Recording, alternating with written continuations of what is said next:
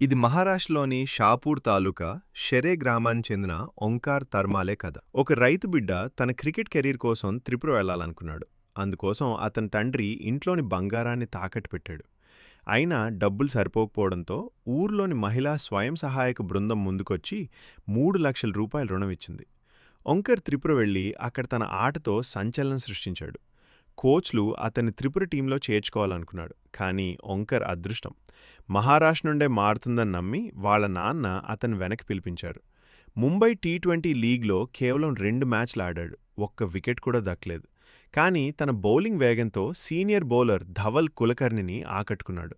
అదృష్టం ఐపీఎల్ ట్రయల్స్లో కూడా దోబూచులాడింది.